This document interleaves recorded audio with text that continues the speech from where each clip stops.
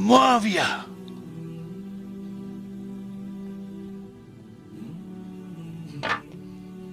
तुम्हें 2 लिबास और पेट भर के खाने से ज्यादा क्या चाहिए?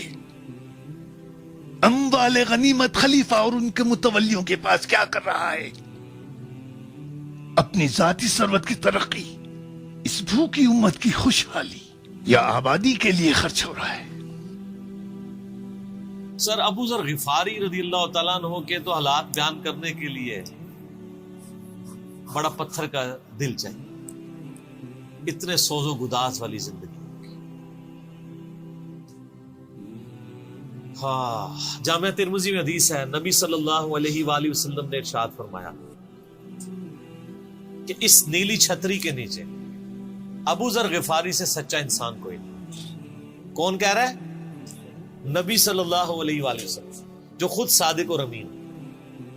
और जामिया तिर्मिज़ी में एक और हदीस है, नबी अलैहिस्सलाम ने फरमाया कि अबू जर गिफारी से बढ़कर कोई अहद वफा करने वाला और ज़ुहद में मेरी उम्मत में नहीं है। ये मेरी उम्मत में ईसा इब्ने मरियम की मिसल है, अबू जर गिफारी।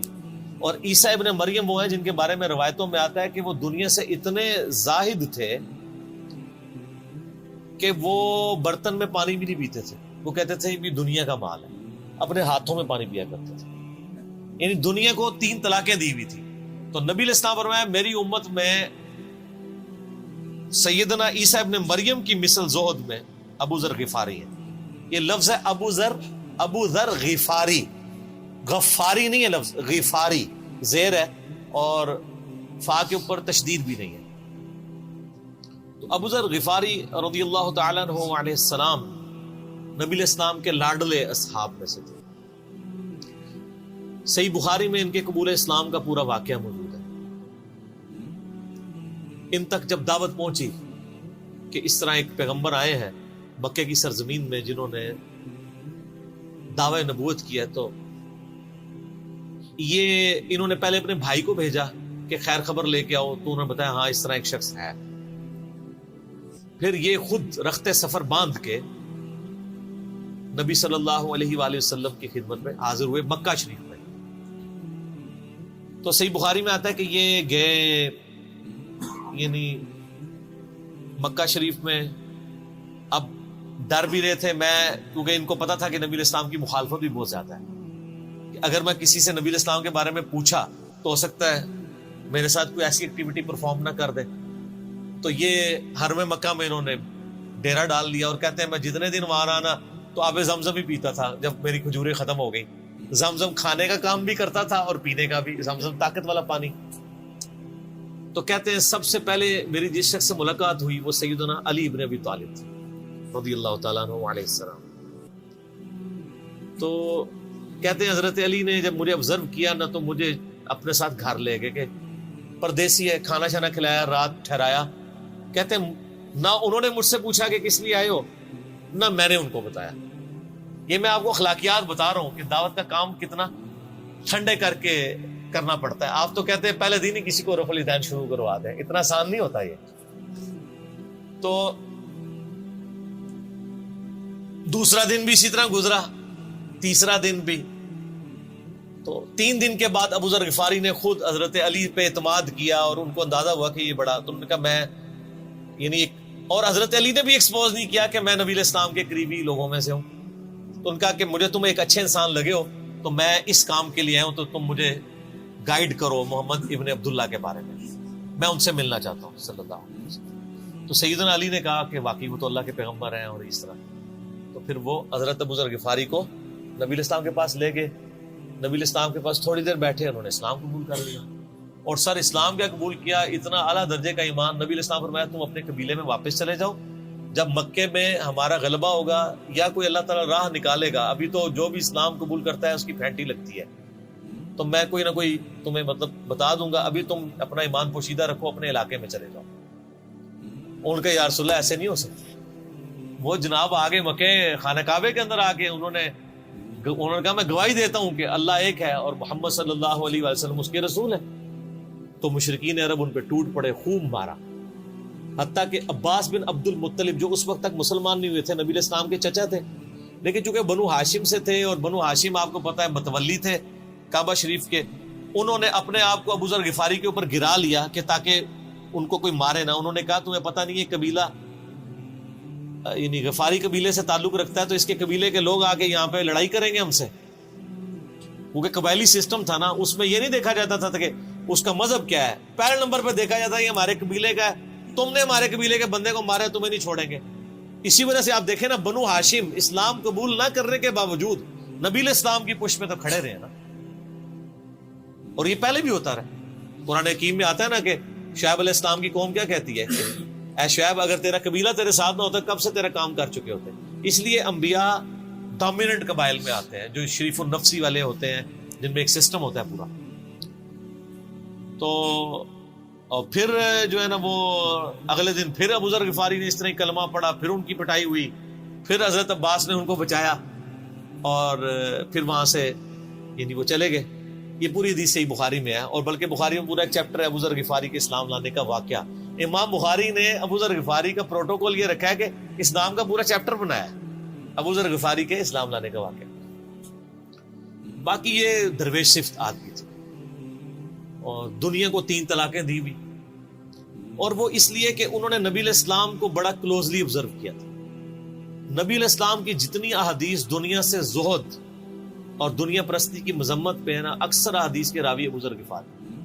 چونکہ انہوں نے نبی علیہ السلام کو بڑا کلوزلی آبزرو کیا تھا تو اس لیے وہ صحابہ کرام پہ جب دنیا کے خزانے کھول دیے گئے، اور بعض اصحاب اور بعض تابعین میں انہوں نے جب دنیا کی محبت میں غلبہ اور عیاشی کا لیول دیکھا تو ان سے وہ برداشت نہیں ہوتا تھا. انہوں تو نبی علیہ السلام کی صحبت کی ہوئی تھی. خدا بے نیاز ہے.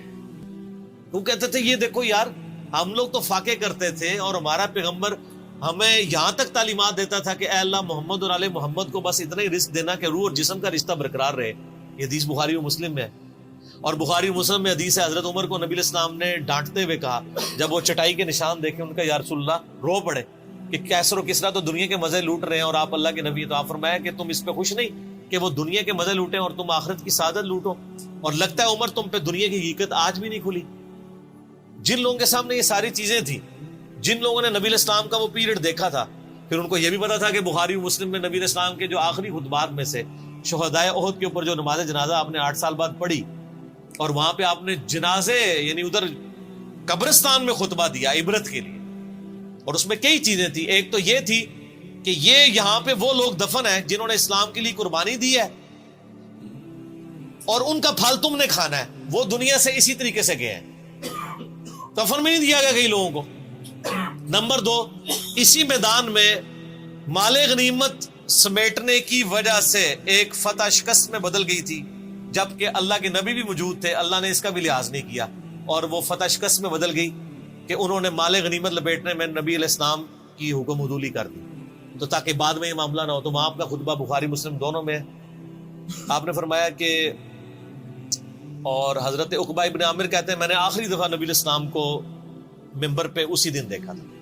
آپ نے فرمایا کہ میں اللہ کی قسم اپنے حوض کوثر کو اس وقت دیکھ رہا ہوں، اللہ نے دکھا دیا.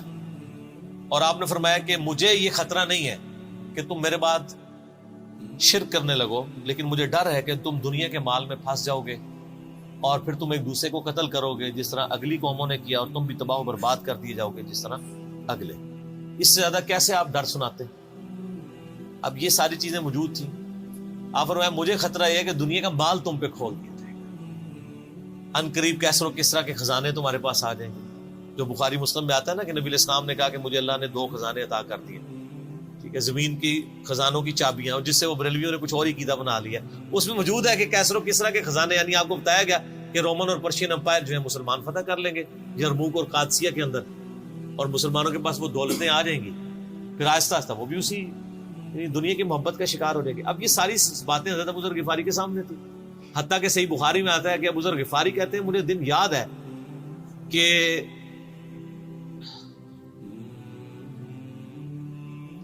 نبی علیہ السلام نے فرمایا کہ ابو ذر وہ احد پہاڑ دیکھ رہے، تو کہتے ہیں میں نے احد پہاڑ کی طرف دیکھا اور میں یہ سوچ رہا تھا کہ ابھی مجھے آپ کسی کام کے سلسلے میں وہاں بھیجیں گے. دن کا وقت تھا تو میں اپنے ذہن میں یہ اندازہ لگانا شروع کر دیا کہ کوئی کام بتائیں گے تو میں یہ پہنچ کے واپس کتنی دیر میں آؤں گا. لیکن آپ نے یہ بات نہیں کرنی تھی. آپ نے فرمایا کہ اگر یہ سارا پہاڑ جو کئی کلومیٹرز پہ پھیلا ہوا ہے، آج بھی وہ پہاڑ موجود ہے مدینہ شریف میں، مسجد نبوی سے بھی نظر آتا ہے، اور جو شہدائے احد کا قبرستان ہے اس کی بالکل بیک سائڈ پہ کئی کلومیٹرز پہ پھیلا ہوا، اگر یہ سارا سونے کا ہو تو آپ علیہ السلام فرمایا کہ میں سب کا سب اللہ کی راہ میں فوراً شام سے پہلے خیرات کروں، اپنے پاس میں 2 یا 3 دینار ہی رکھوں صرف، یعنی جو ٹوٹل زندگی گزارنے کے لیے سب خیرات کروں.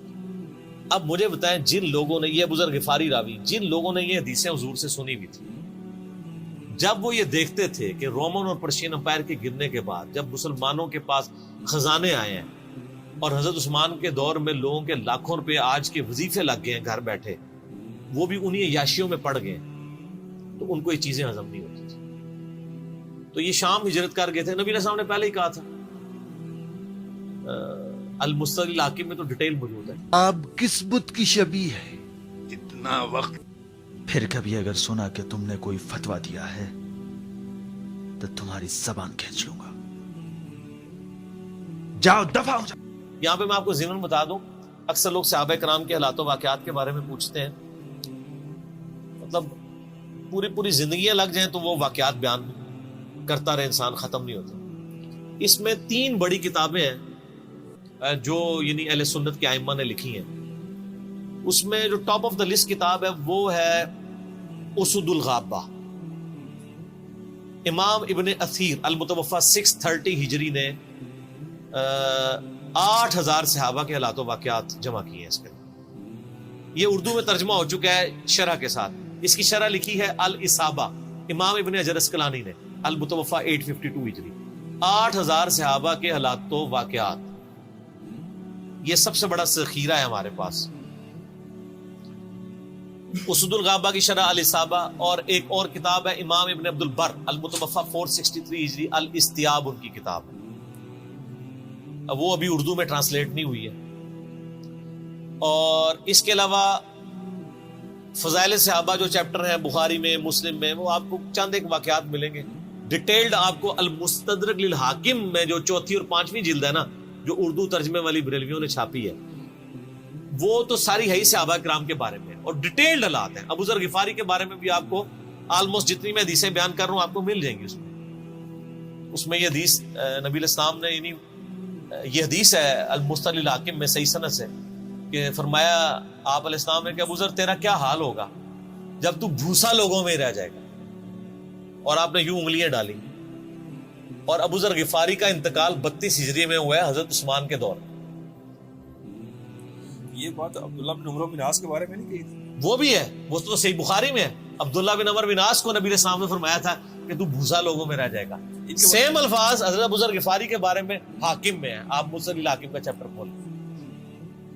وہ تو یزید کے دور تک گئے تھے نا، یہ حضرت عثمان غنی کے دور میں بہت ہوئے. انہیں حضرت عثمان غنی برے نہیں تھے نعوذ باللہ، یعنی ان کے دور میں عیاشی کا لیول لوگوں کا یہ ہو گیا تھا. تو یہ یعنی اس میں پھر حدیث میں الفاظ ہیں نبی علیہ السلام سے، پھر انہوں نے کہا یا رسول اللہ میں کیا کروں، تلوار اٹھا لوں؟ آپ فرمایا صبر کرنا اور اپنی زبان سے تم حق بات کی تلقین کرتے رہنا، پھر آپ کو حاکم میں ملے گا. نبی علیہ السلام فرمایا کہ ان قریب تمہیں مدینے سے نکال دیا جائے گا، شام چلے جاؤ گے وہاں سے بھی نکال دیا جائے گا. اور سر ایک بڑی دردناک حدیث ابو ذر غفاری کے پاس، وہ حاکم میں ہی ہے، المستدرک الحاکم میں. ہاں غزوہ تبوک آپ کو پتا ہے ایک ایسا غزوہ تھا جس میں جو شرکت نہیں کرے گا وہ منافق ڈکلیئر ہوگا. قرآن میں فتویٰ آ گیا تھا. اس سے پہلے کبھی نفیر عام نہیں تھی. یہ پہلا اور آخری موقع تھا، کیونکہ رومن امپائر سے ٹکرانا تھا، سپر پاور تھی دنیا کی، 1.5 لاکھ کی فوج لے کے کیسرے روم بارڈر پہ آ گیا تھا عرب کے. تو نبی علیہ السلام نے اناؤنسمنٹ کی کہ بھئی اب سب نے جانا ہے، جو نہیں جائے گا منافق شمار ہوگا، الا یہ کہ کسی کے پاس ریسورسز نہ ہو، یا کوئی مریض ہو، یا کوئی عورت ہو، یا کوئی معذور ہو. منافقین آگے بہانے کر رہے تھے. کچھ سادہ لوگ مسلمان بھی اس کا حصہ بن گئے. بخاری مسلم میں 3 اصحاب کی توبہ کا واقعہ بھی موجود ہے، وہی میری ویڈیو ریکارڈڈ ہے. تو کعب بن مالک کی رضی اللہ تعالیٰ عنہ علیہ السلام. کچھ لوگ جو ہے وہ یعنی اپنے ان معاملات کی وجہ سے کچھ پیچھے بھی رہ گئے.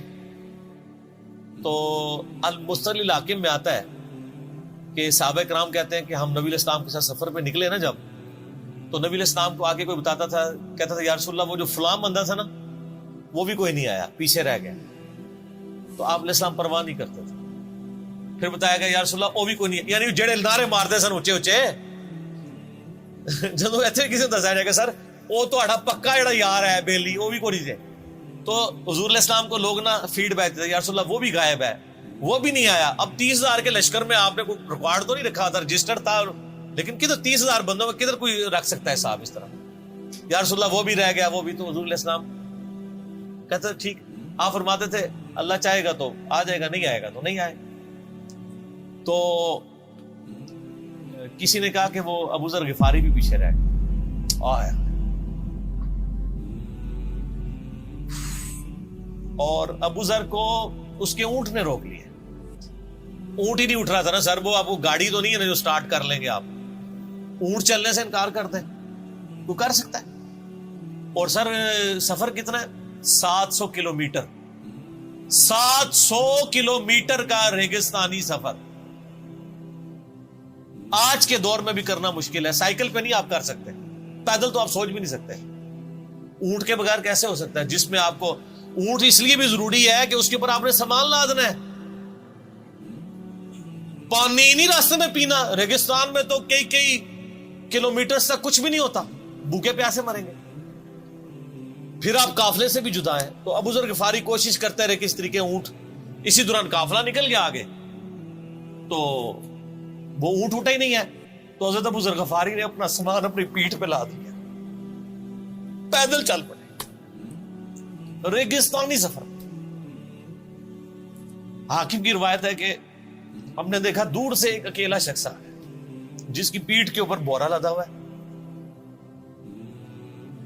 تو نبی علیہ السلام کی آپ محبت دیکھیں، آپ نے فرمایا کہ تو ابو ذر ہو جا، یعنی جو آنے والا شخص ہے تو ابو ذر ہو. یعنی حضور نے خواہش کا اظہار کیا. آپ کو نظر تو نہیں آ رہا تھا یہ کون آ رہا ہے، آپ کی محبت. آپ کو پتا تھا ابو ذر غفاری نہیں رہ سکتا پیچھے. تو صحابہ کہتے ہیں آپ نے فرمایا تو ابو ذر ہو جا. تو صحابہ کہتے ہیں تھوڑی دیر بعد جب وہ قریب آئے تو ہم نے پہچان لیا ابو ذر غفاری ہیں. تو جب ہم نے پہچان لیا نا تو حضور علیہ السلام نے ان کے پہنچنے سے پہلے آپ نے فرمایا ابو ذر کو دیکھو اکیلا آ رہا ہے، اکیلے ہی دنیا سے جائے گا اور قیامت دن بھی اکیلا اٹھایا جائے گا. یہ اس حدیث کا بھی کچھ حصہ باقی ہے، میں بعد میں بیان کروں. پہلے میں اس کو کنکلوڈ کر لوں کہ صحیح بخاری میں آتا ہے کہ حضرت ابو ذر غفاری شام چلے گئے تھے.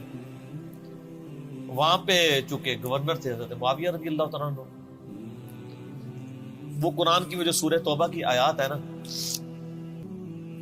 تو حضرت معاویہ کہتے تھے یہ تو اہل کتاب کے بارے میں آیات نازل ہوئی ہیں. تو وہ کہتے تھے نہیں، یہ سب کے بارے میں ہے. اب شرعی حکم یہ ہے کہ مال آپ جوڑ سکتے ہیں اگر آپ زکوٰۃ دے رہے ہیں، لیکن یہ پسندیدہ نہیں ہے. طریقہ نبوت یہ نہیں ہے. نبی علیہ السلام نہیں جوڑ سکتے تھے، پوری زندگی زکوٰۃ دینے کی نوبت نہیں آئی ہے. حالانکہ خمس ملتا تھا، خیرات کرتے تھے. ابو ذر غفاری کا جھگڑا یہ تھا کہ تم تو نبی کے صحابہ ہو، تم لوگوں کو یہ زیب ہی نہیں دیتا کہ تم لوگ اس طرح کے مالات میں رہو اور اس طرح مال جوڑو. تو اب چونکہ سینئر سے ابھی تھے، ان کو ہاتھ ڈالنا بھی آسان نہیں تھا. پھر نبی علیہ السلام نے فرمایا ہو کہ اس سے زیادہ سچا انسان ہی کوئی نہیں. تو حضرت معاویہ نے خط لکھا حضرت عثمان کو کہ جی اس بندے سے میری جان چھڑائے نا، اس کو آپ واپس بلائیں. حضرت معاویہ نے جب خط لکھا تو حضرت عثمان نے ان کو کہا تم مدینہ شریف واپس آ جاؤ. جان لو. مدینہ شریف جب یہ واپس آئے تو صحیح بخاری میں آتا ہے کہ لوگوں کا جھمگٹا لگ گیا ابو ذر غفاری کے گرد. لوگوں کو پتا تھا یہ تو بڑا زہد والا بندہ ہے.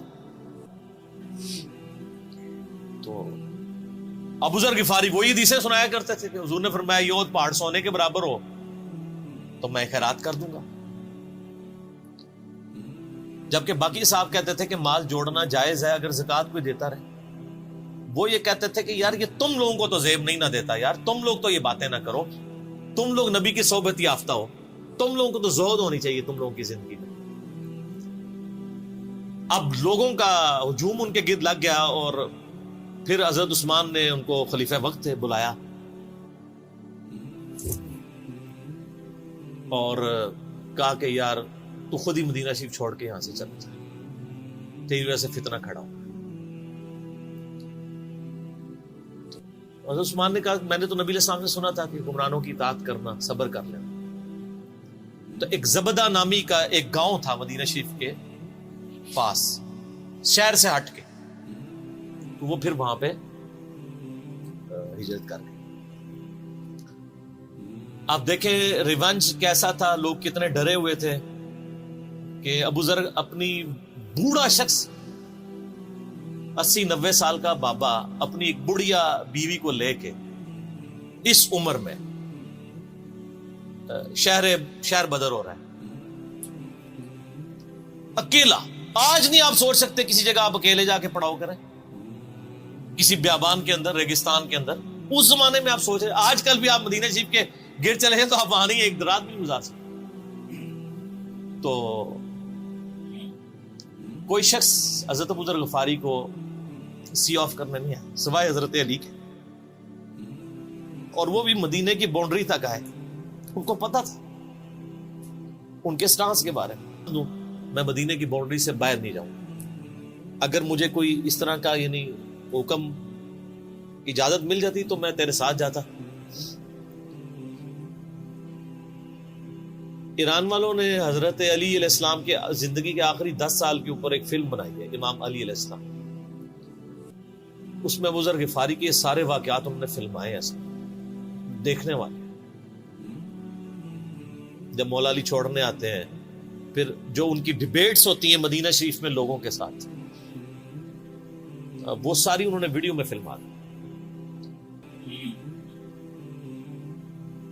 جو تجھے کفن دے کے دفنائے گا اور جنازہ بھی پڑے گا، تو نے فکر نہیں کرنی، جب میں مر جاؤں تو میرے ماں کے ان کے مرنے کے بعد مسلمانوں کا ایک قافلہ دور سے آ رہا تھا۔ تو اسی مستقل حاکم کی حدیث میں آتا ہے کہ سر قافلہ بھی سنے پھر کون ہے؟ عبداللہ ابن مسعود۔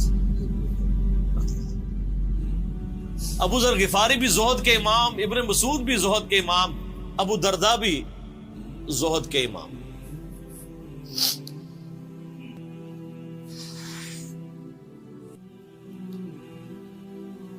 ابن مسعود رضی اللہ تعالیٰ عنہ جب وہاں پہ رکے، ان کو تو نہیں پتا تھا یہ کون ہے، تو انہوں نے کہا بی بی کیا وہ؟ ان کا میرا خامند مر گیا ہے۔ ان کا یہ کون ہے؟ تو انہوں نے کہا ابو ذر غفاری۔ عبداللہ ابن مسعود کی چیخ نکل گئی، چیخ ماری انہوں نے، ان کا واہ۔ اللہ کے نبی نے فرمایا تھا کہ ابو ذر اکیلا آ رہا ہے تبوک کے موقع پہ، دنیا سے بھی اکیلا جائے گا، اور قیامت والے دن بھی اکیلا اٹھائے گا۔ یعنی اب اسی سرزمین سے ہی اس نے اٹھنا ہے نا، ہر بندے نے اپنی قبر سے اٹھنا ہے، یعنی وہ مسلمانوں کے قبرستان میں بھی دفن نہیں۔ ایک یہ جو مزار کی رٹ لگائے پھرتے ہیں، میں ان سے پوچھتا ہوں تمہارے بابوں کی کیا اوقات ہے؟ ابو ذر غفاری کا مزار دکھاؤ کدھر۔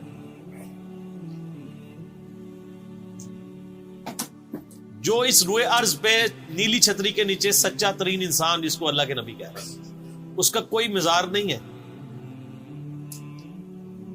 غریب المتنی میں مرا ہے، اس کی قبر بھی ایسی جگہ ہے جہاں مسلمانوں کے پاس قبریں بھی کوئی نہیں ہے، ایک ریگستان میں اکیلی قبر ہے، اس قبر کا بھی کسی کو نہیں پتا، اس پہ کوئی مزار بھی نہیں ہے، اور قیامت دن بھی اکیلا اٹھایا جائے گا، یعنی قیامت تک وہاں پہ کوئی قبرستان بھی نہیں بنے گا۔ ظاہر نبی علیہ السلام کی یہ بھی خبر ہے، تو کیا وہ ناکام ہو گیا اگر مزارات ہی دلیل ہے کامیابی کی؟ تو عبداللہ ابن مسعود رضی اللہ عنہ نے ان کو غسل دیا، کفن دیا اور دفنا دیا۔ یہ پوری ڈیٹیلز آپ کو المستقل حاکم میں مل جائے گی۔ تو ابو ذر غفاری ان چند شخصیات میں سے ہیں جن میں پوری امت کا اتفاق ہے ان کی نیکوکاری کے اوپر۔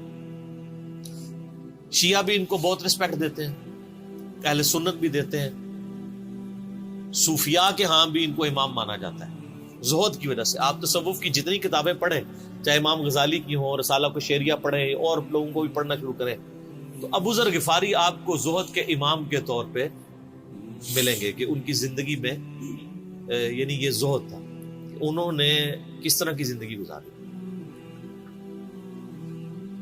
سر لوگ مجمع میں مرتے ہیں ان کو یاد کوئی نہیں کرتا. اور ابو ذر غفاری کو آج بھی دنیا یاد کر رہے ہیں, ہم بھی یاد کر رہے ہیں رضی اللہ تعالیٰ علیہ السلام.